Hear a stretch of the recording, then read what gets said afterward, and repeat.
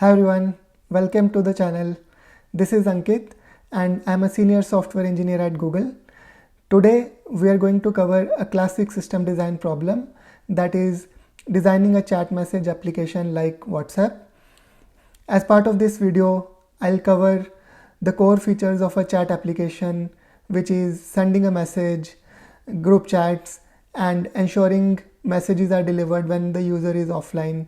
Then we'll tackle real world challenges like ensuring low latency, reliable delivery of messages, and scaling the system to a global level.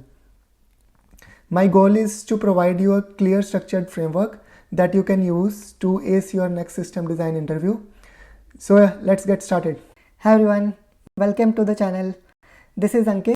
Alright, before we draw a single box or an arrow, the first and most crucial step in any system design problem is to define our requirements. This sets the scope and tells us exactly what we need to build. The requirements are usually split into two parts, that is functional and non-functional. We'll start with the functional requirements.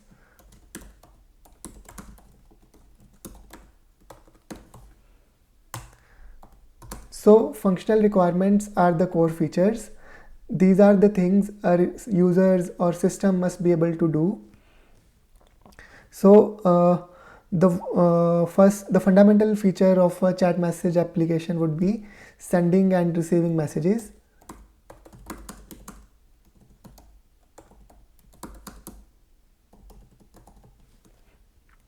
Users need to be able to type a message and send it, and the system must then reliably deliver it to the recipient. Additionally, WhatsApp and other chat applications support group chats.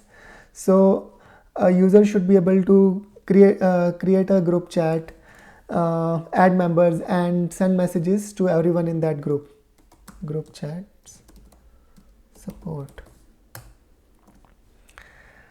Now, what if a user is not connected to the internet or loses its internet connection? So our system must be able to support any messages which are sent to them and deliver them as soon as when they come back. So our system should support users accessing messages after they are all offline. User should be able to access messages after coming online. Note that WhatsApp has many other features like sending attachments, message receipts, and video calling. To keep our design focused, we'll keep these out of scope for today. Now next, let's move on to the non-functional requirements.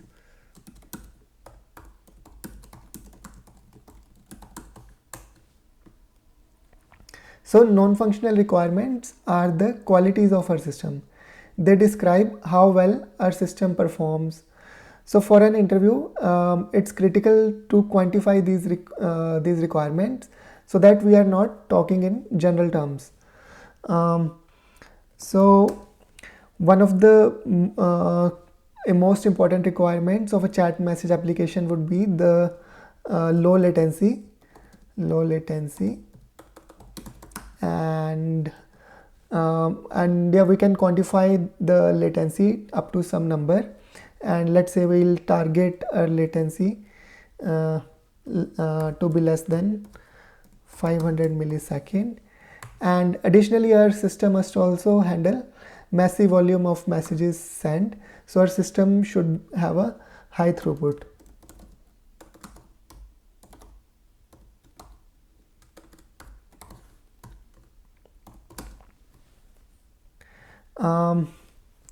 Also, like it's critical for a chat message application to ensure a promise to the user that once a message is sent, it will eventually be delivered.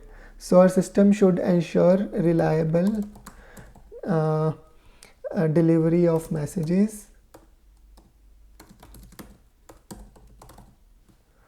once received.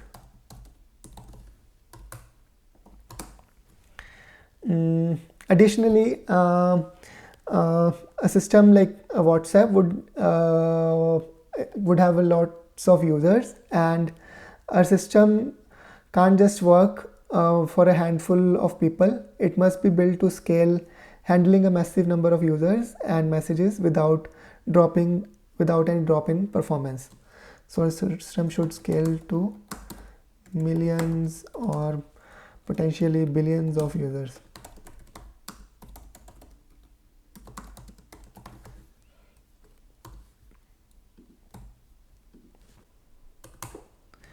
So these are the core non-functional requirements we'll be focusing on. While a production grade system would also need to address other non-functional requirements like high availability, fault tolerance, and data security, we'll consider this out of scope as part of today's design. Now that we have a clear list of requirements, we can start designing a system that meets them. Hi everyone, welcome to the channel. This is Ankit. So we have defined what our system needs to do. Now let's think about how a client, like our mobile application, is going to talk to the backend. This is where we define the APIs. So APIs are the contract between the client and the server. And this is a crucial first step, as by defining them, we clearly understand how our users will interact with the application. Before we discuss the APIs, we need to choose the communication protocol.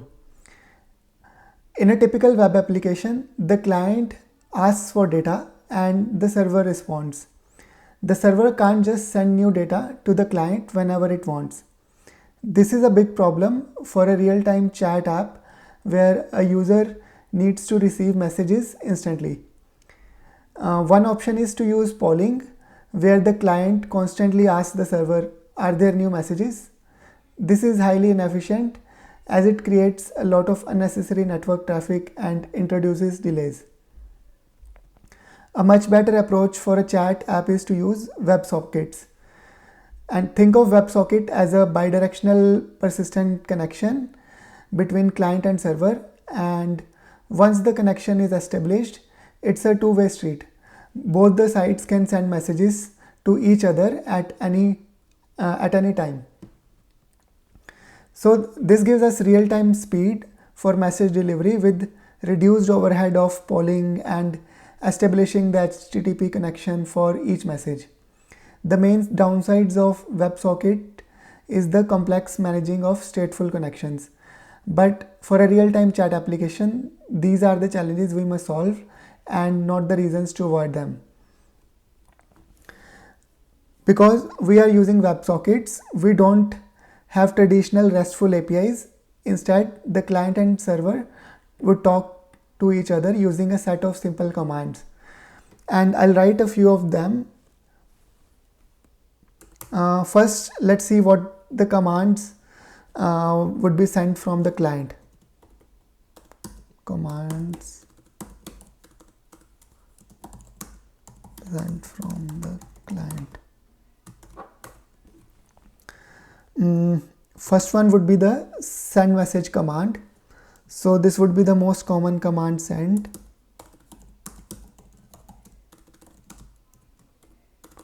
And it would be used to send a new message and will contain the content and the recipient ID along with the command. Next one would be the create chat command. Create chat, remove space. So create chat command would be used by the client to start a new one-on-one or a group chat. Another command would that could be used by the client would be to modify a participant, and for this, or remove some participant, for which we can have modify participant command.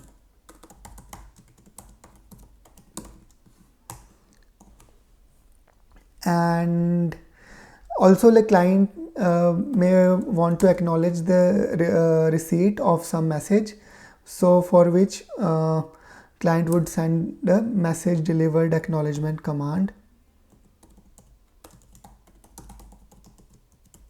confirming that a message has been received. Now let's see what are some of the commands used by server to send information to the client.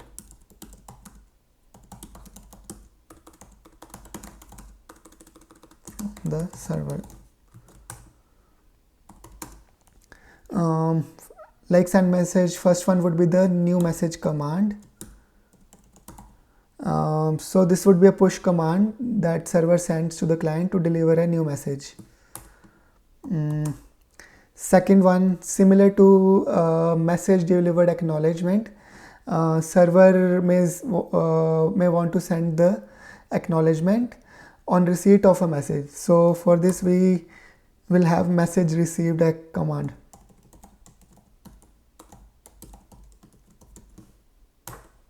And similar to corresponding to modify participant, can have like chat update command, so which will be used by the server to notify that a client that any chat has been updated or a new member has been added to the group. So now that we have our core set of commands, we have identified the contract between our client and the server. This command based approach is highly extensible. Any new features we decide to add later, like sending a voice note or adding an emoji reaction, can be easily implemented by simply adding the new commands to our protocol. Hi everyone, welcome to the channel. This is Ankit. A design is meaningless without understanding the scale we are building it for. This is where we get into metrics and estimates.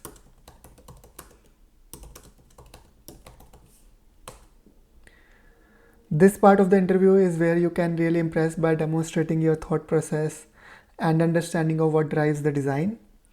The goal here isn't to get the numbers exactly right. It's to show you can make reasonable assumptions without and perform some quick calculations and use those numbers to inform your architectural decisions. So let's take a look at the message volume first.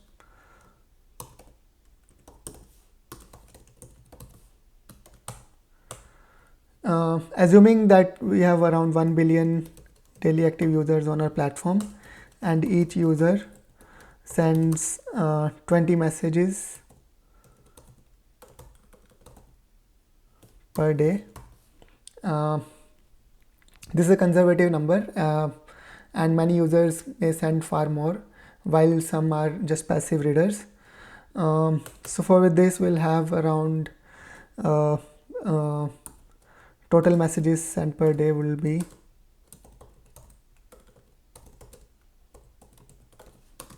around 1 billion into 20, that is 20 billion per day, messages per day. And the throughput our system would handle, that is messages per second, would be the daily total divided by the number of seconds in a day, that is 20 billion divided by roughly 10 raised to power 5, and so which comes out to be 200k messages per second. And usually the average is never enough. We must also consider and design our system to handle peak traffic, and we can assume the peak traffic to be around 3 times the average.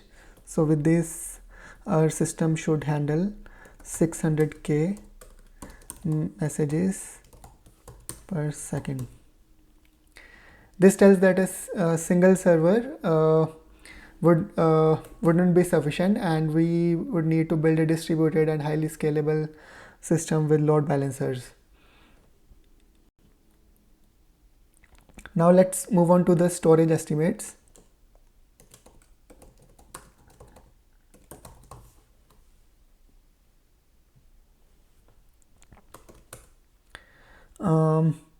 Let's first estimate the storage requirement for our user data. So we have 1 billion users, and let's assuming that each user data takes around 1 KB of data, which can include name, metadata, profile pic, etc. So 1 billion users into 1 KB of data per user. So this should come out to be 1 TB of 1 TB of data for storing the user information of all our users on the platform. Now also let's take a look at the storage requirements for our messages.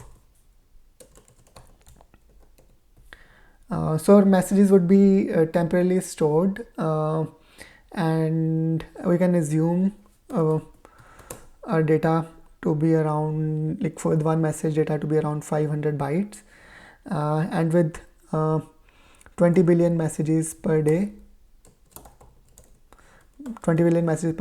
and each message taking around 500 bytes, this comes out to be around 10 TB of data for storing for our temporary messages. So remember, this data would be mostly ephemeral with the case of WhatsApp, but it gives us a sense of the scale and of our database needed for storing temporary messages. Now let's also take a look at how much of storage would be required for our groups information. So let's assume that a user creates a group every once in every 10 days, and with this we'll have so we'll have 1 billion users, and we'll have around if a user creates a group on an average in 10 days, we'll have around 100 million groups per day. And with this let's say we have 100 million groups per day, and for over 5 years we'll have around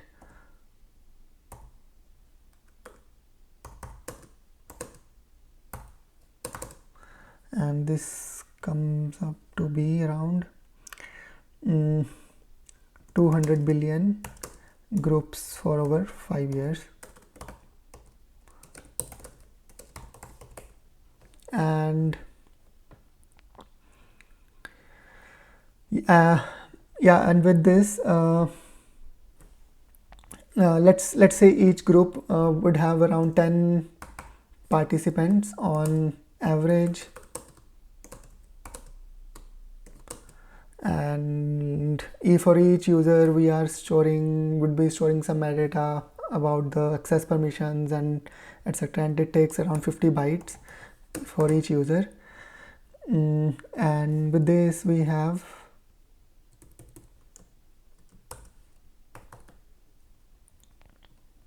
this number should come up to be around 100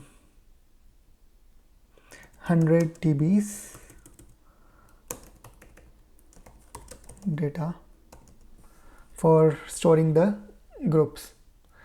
So these numbers tell that a database would need to be sharded, and our cache should be highly efficient in order to serve highly scalable system like WhatsApp. Hi everyone, welcome to the channel. This is Ankit. Now let's take a look at how our system would work on a high level. This is the big picture, and I'll explain how a message travels through our system from the sender's phone to the recipient's. And for now, let's assume all our users are connected to a single WebSocket server to keep things simple. Imagine that a user A wants to send a message to user B.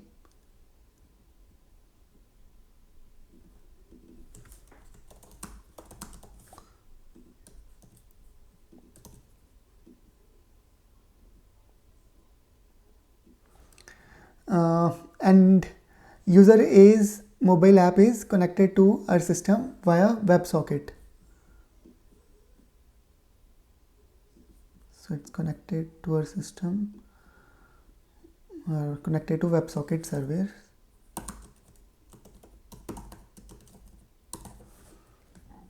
And this would be a bidirectional connection. So when user A types a message and hit the send button, their app would send a send message command with the recipient's ID and the message content. This command goes directly to our WebSocket server.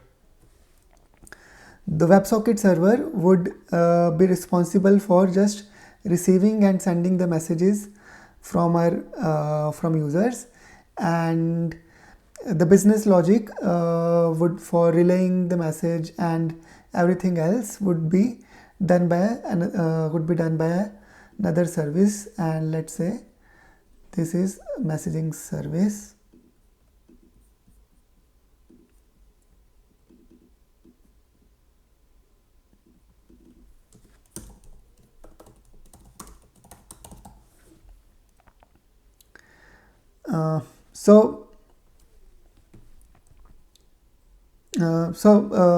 Message service would be the brain of our chat system, and its job is to figure out where the message needs to go next.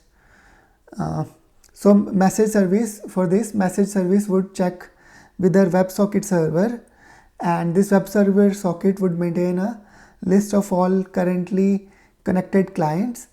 If user B is online, that is, it has a WebSocket connection established, the messaging service would then send the message to the WebSocket server.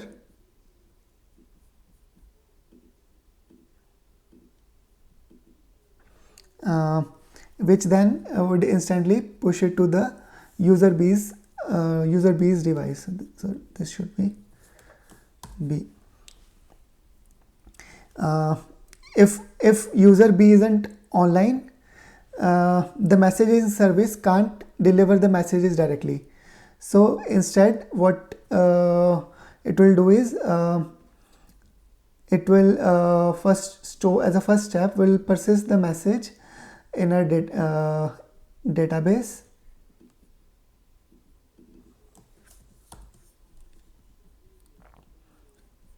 And this message could be stored in an inbox table,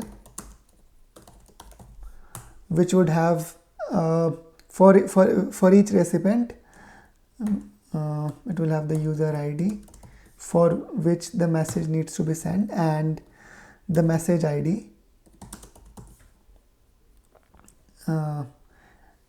The message ID that needs to be sent when the user comes online. Additionally, in order to wake up the client and ensure that they establish the WebSocket connection when they come up online, messaging service can send a notification to a user. Let's say we have a notification service in our system.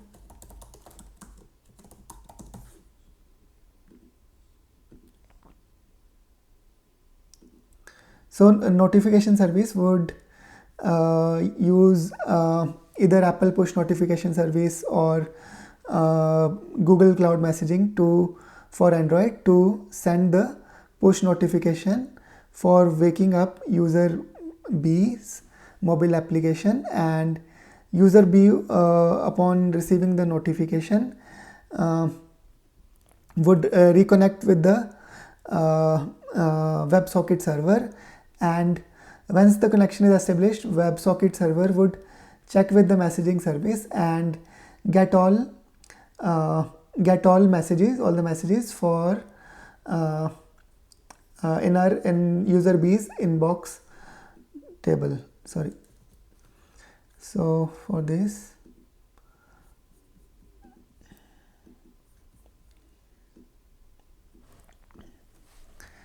so this was a one-on-one messaging flow, and now let's see how a design would handle a group chat. So let's say user A wants to create a new group, and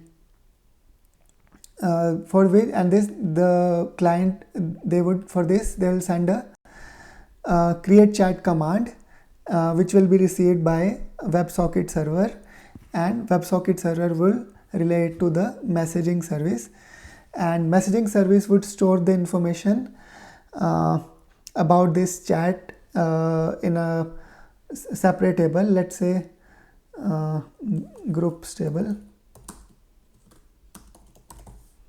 and for each group it will have an ID, name, participants, and any other metadata.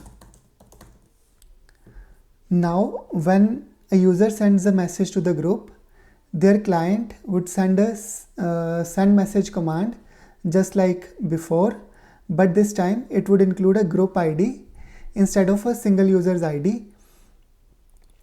The message service would recognize the group ID and query the groups table to get a full list of all the members in the group. With this list, it would perform a crucial step of fan out, that is, handle the delivery for each person individually following the same logic as a one-on-one message.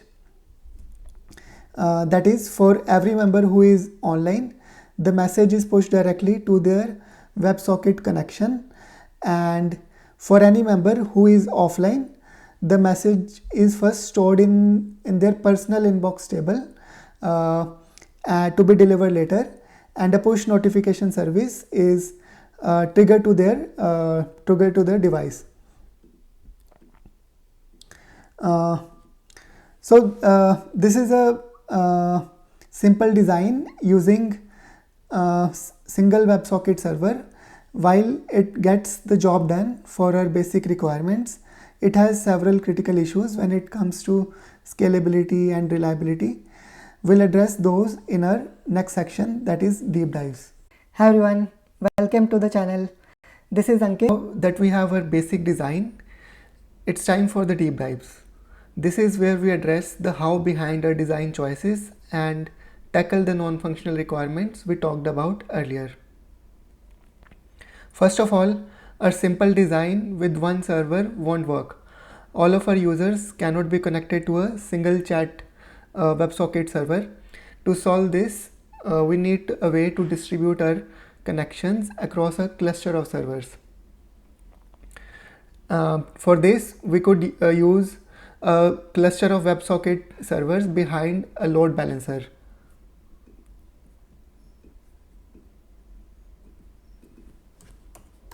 So this is a load balancer, and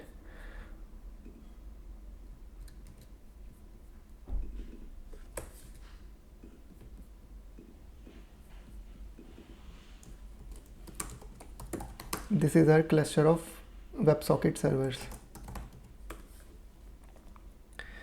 And you might be thinking, how can we have a persistent connection with the load balancer in the middle? The key is to use a layer 4 load balancer. This type of load balancer is ideal for WebSockets because it operates at the connection level, and it makes the decision to route a connection to a specific server once at the very beginning. From that point on, it maintains the single continuous TCP connection between the client and the specific server for the entire duration of the session. And think of it as a smart receptionist for all of our servers. When a client first connects with load balancer, the receptionist looks at all the servers and says you will talk with the specific server. From that moment on, the load balancer steps out. The client and the specific server now have a direct continuous connection for all of their entire chat session, and load balancer is virtually non-existent. So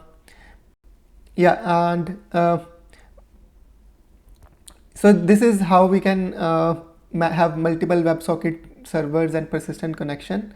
But this introduces a challenge. Now a user's connection is sticky to a specific WebSocket server, and the rest of the system needs to know which server is handling which user's connection. To solve this problem, we need to track which client is connected to which server, and for this we can have a central registry which tracks which can be an in-memory store like Redis, and when a client successfully connects to a WebSocket server, the server writes an entry to this registry. So we'll have a registry.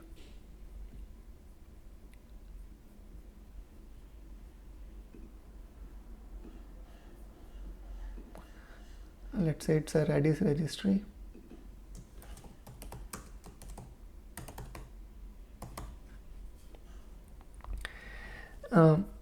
And the entry would look something like user ID to server ID mapping.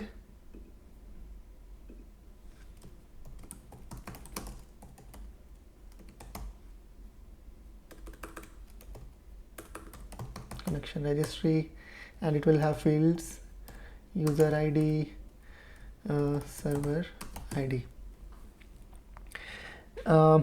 When a message comes in, when a message comes in for a user, the messaging service would first query this Redis registry, and to find out which server the recipient is on, it would then send the message to that specific server, which pushes it to the client.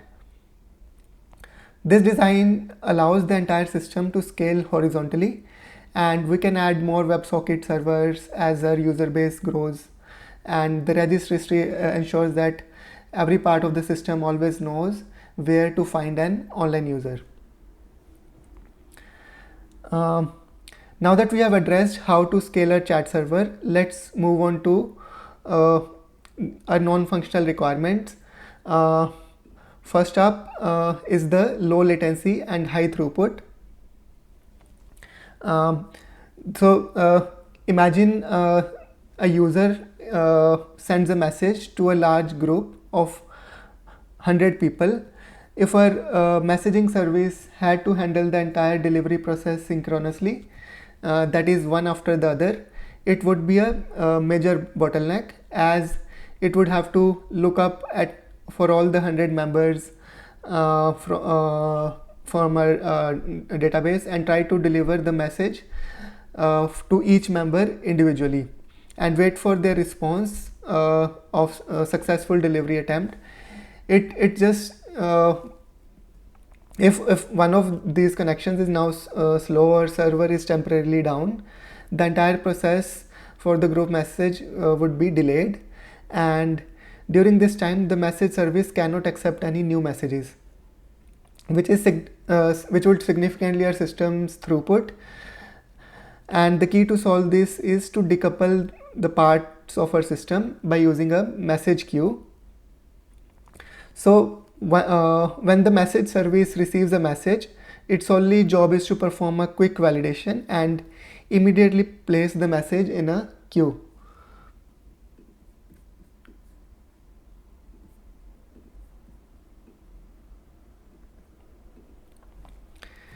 Mm, so uh,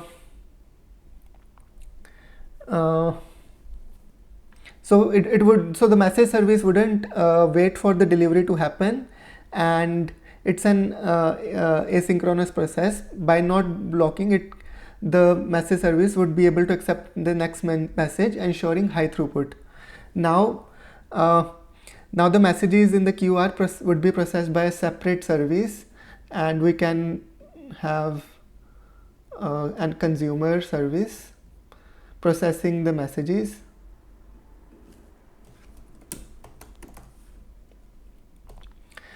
Uh, so the consumer's job would be to pull the message from the queue and perform the same role of a messaging service, that is fetch for a group message, fetch the list of members from the queue.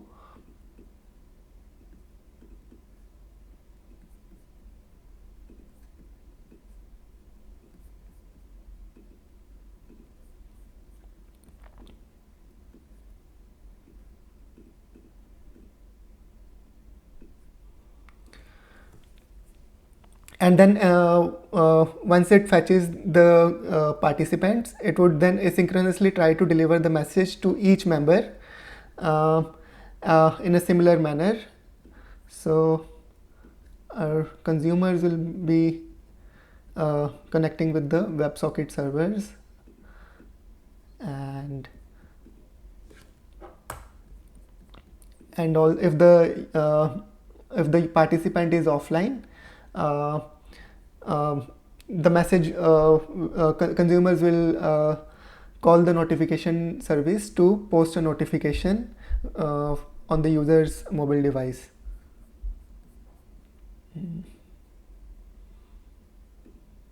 Yep.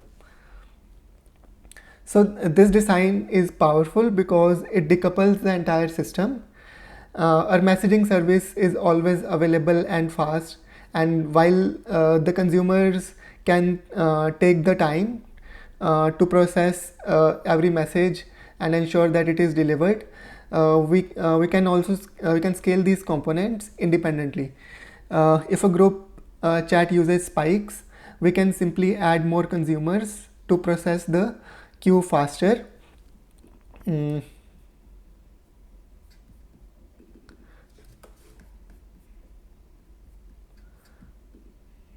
Basically, we'll have multiple consumers.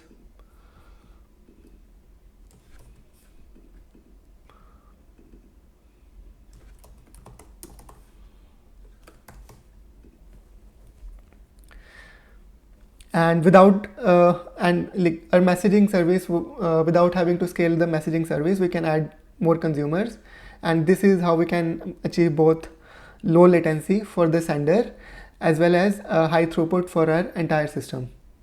Now let's tackle our next non-functional requirement, which is reliable delivery of messages. With our system, one of the biggest risks is the false assumption that if the client is connected to the WebSocket server, the messages will be delivered successfully. In reality, it's possible that the client's network can fail, our server can crash, and the messages could get lost on its way from the server to the device. So a WebSocket connection can appear to be open even when the client is no longer receiving the data.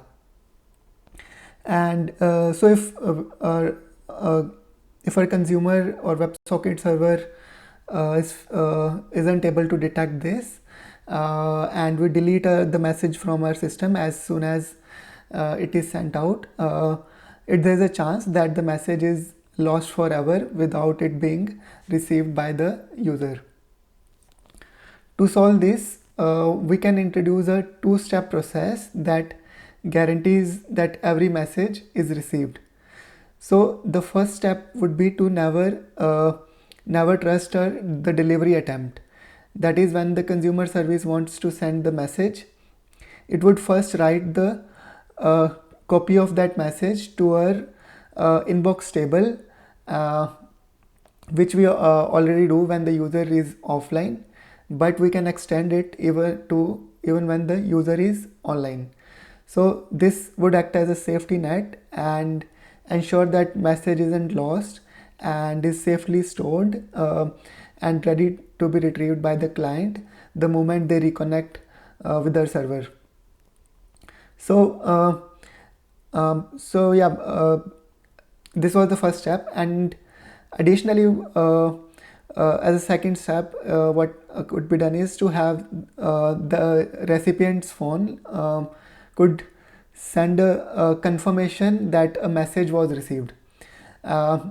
So once the consumer sends the message to the WebSocket server and pushes it to the client upon receiving and processing the message sends back the message delivered acknowledgement command with the ID of the message to the server, which then is cleared only on receiving this message is the entry for the user and message ID cleared from our inbox table.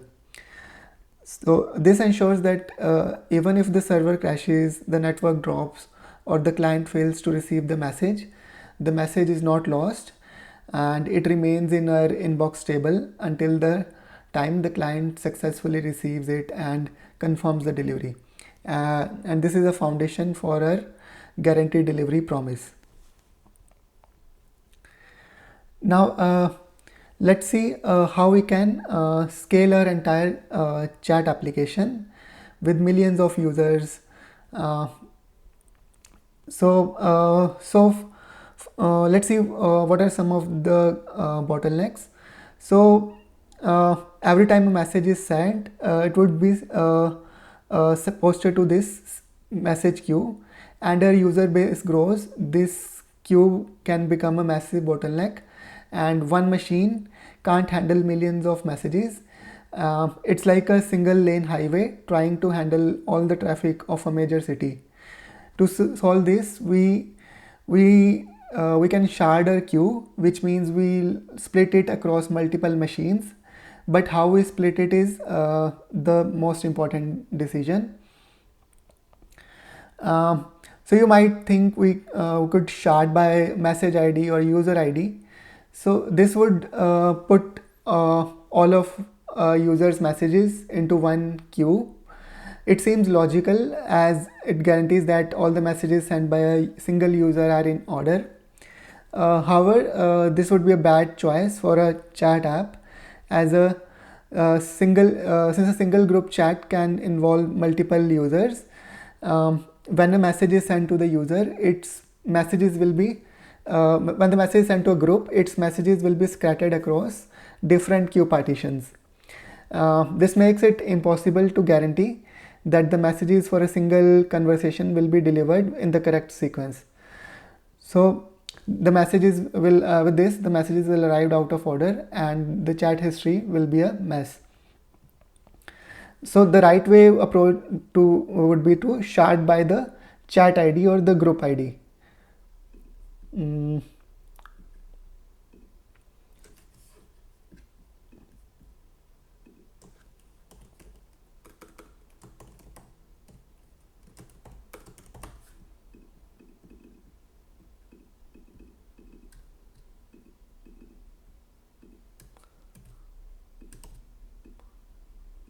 Yeah, so shard key should be the chat ID or group ID.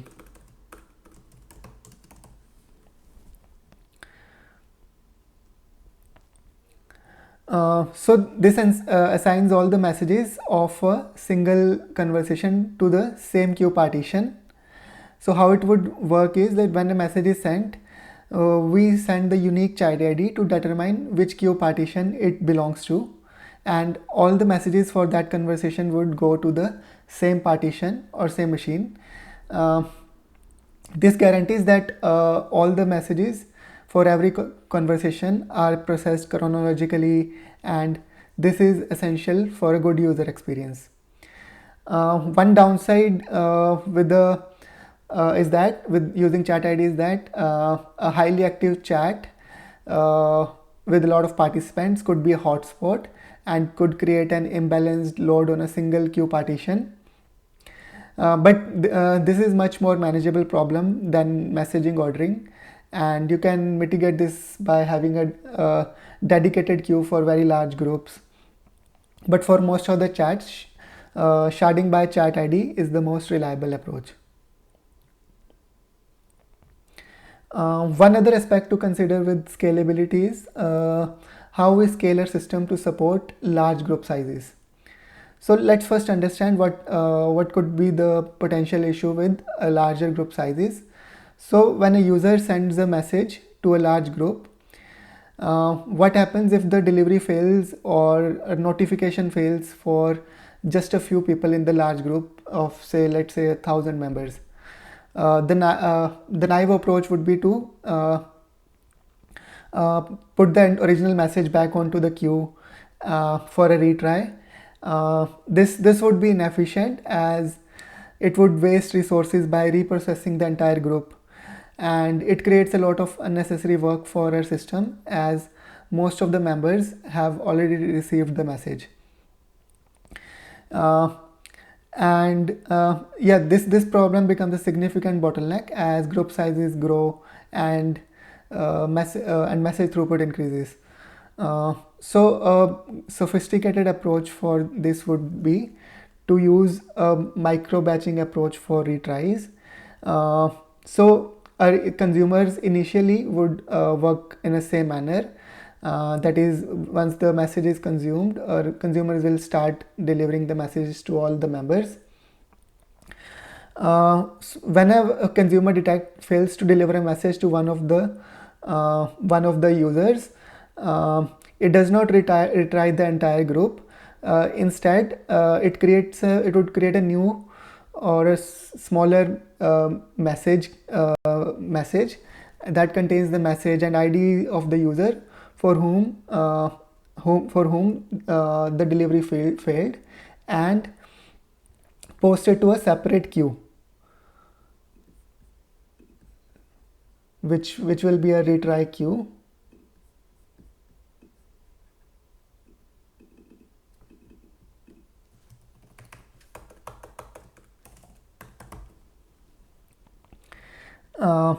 And a specialized consumer of this queue pulls the message from this retry queue.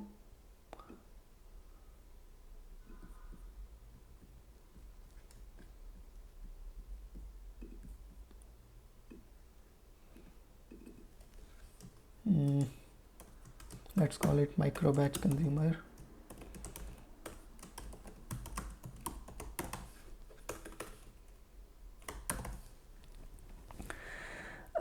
So this consumer will pull the messages from this queue, and its sole responsibility would be to attempt the delivery of these individual messages to users, and it can be configured to retry with the back-off strategy. That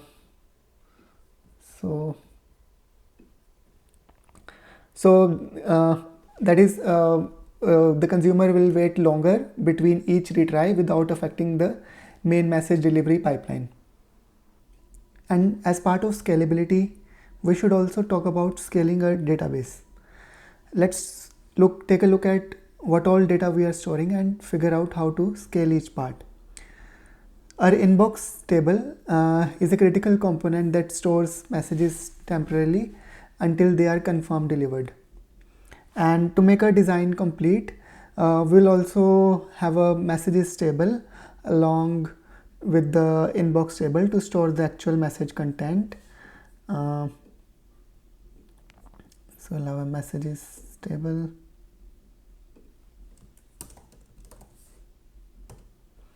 Which will have message ID,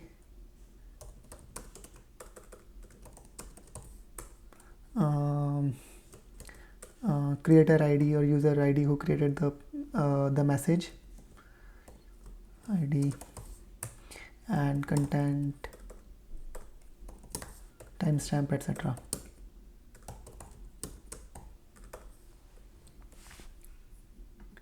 And since we are dealing with billions of users and a high volume of writes, this data needs to be highly scalable. And the problem is that a single database server, no matter how powerful, will eventually be overwhelmed by the sheer number of messages.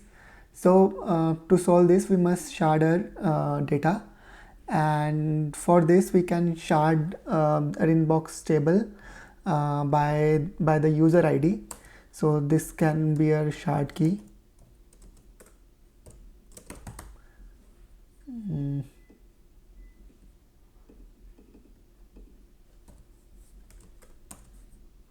And this ensures that all the messages for a single user are stored on the same shard, and this makes it much faster to retrieve all of a user's pending messages when they come back online.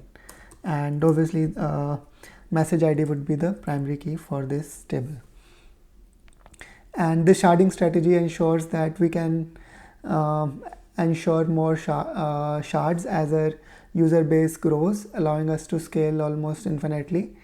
And with this, load would also be evenly spread across multiple database instances, preventing any single machine from becoming a bottleneck. Redis is an excellent choice for a temporary message buffer due to its in-memory nature, and which it also offers very low latency. Cassandra or DynamoDB are also strong candidates, especially for a more durable or a larger scale inbox. And both of them are designed to handle high write throughput and offer fast lookups by the keys. For our groups table, it's also a critical component that stores the metadata of all the groups like members lists and group names, etc. And actually we can represent it in as two tables because we can have a group info table which stores the information in general about the group, and for participants we can have a group participant table.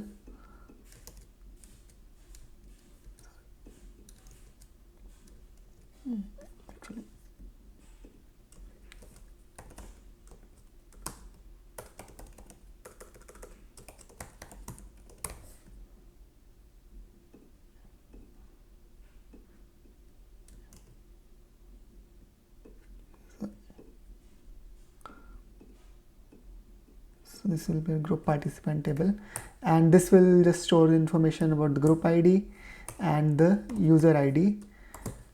So this will be the schema of a table representing group participations, and since this database will be constantly queried for message delivery, this database needs to be fast and scalable as well. One main challenge here is that we have two primary access patterns. One is we need to find all the members of a specific group for delivering the messages, and also we may need to will need to show all the groups that a specific user belongs to in order to show them on their UI so that they can send them so that they can see what all groups they are part of. A traditional database design can struggle with these two dual access patterns. So we can use a NoSQL database like DynamoDB, which is a perfect for this, candidate for this. And we can use a single table with a composite primary key consisting of group ID and the user ID. The group ID serves as the partition key, and the user ID would serve as the sort key. So this design allows us to instantly retrieve all members of a group with a single query.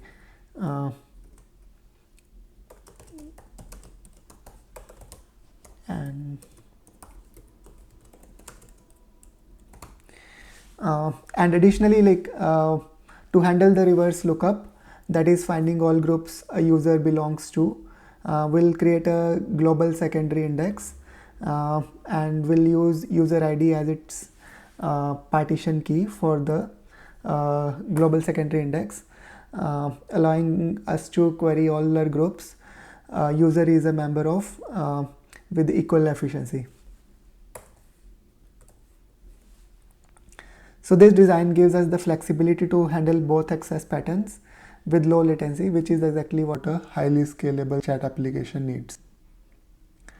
And with that, we have satisfied all of our core non-functional requirements. This detailed walkthrough covers the essential aspects of building a robust and scalable chat application. The core foundation can now be easily extended to cover additional features like presence indicator, message receipt, and more. Hi everyone, welcome to the channel. This is Ankit, and with that we have built a robust and scalable chat application from ground up. So what are the key takeaways? If there's one thing that I would like to call out is, don't start with the complex design.